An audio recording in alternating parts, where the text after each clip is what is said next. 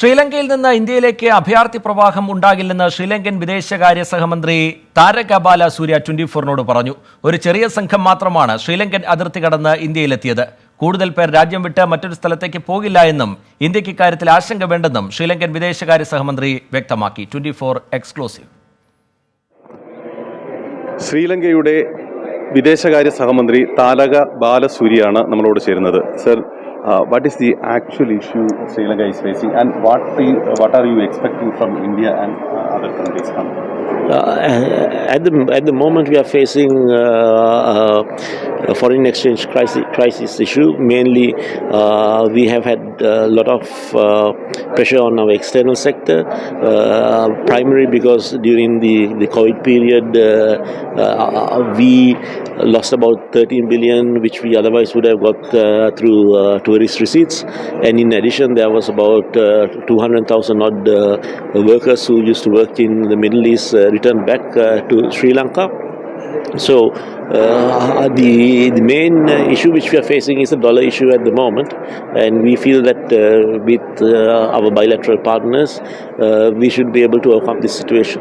What is the response from Indian side? India has always stood by Sri Lanka in its time of need. This is not the first time, both politically and economically, and the response from India has been extremely positive. So, as you know, from some part of Sri Lanka, there will be some people are going through sea to India, and they are demanding a refugee status. Well, I don't think that we had one case of about of 20 odd people going to Sri Lanka.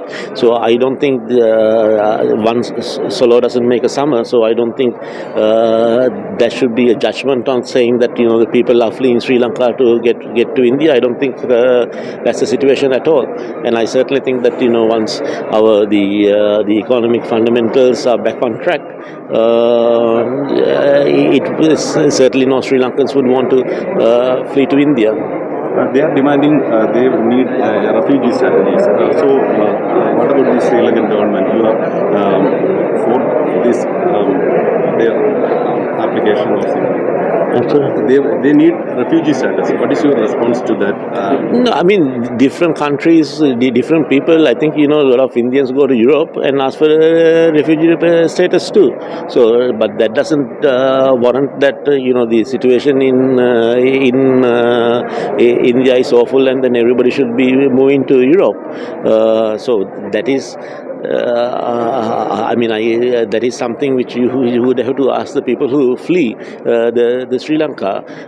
But I can assure you that it is just one group who has gone to India, and we know that there's people-to-people interaction between, particularly in the north of Sri Lanka and in the south, and between the south of Sri Lanka and between the north of Sri Lanka and the south of India. So it's not unusual for people in south of India to come to Sri Lanka, or the people in north of India to go to Sri Lanka in times like this. Some issues regarding the fishermen. Yeah. It is mostly wanted to close between India and Sri Lanka. So what is the status of that issue, fisherman issue? We are discussing it. We also discussed it during the bilateral the meetings.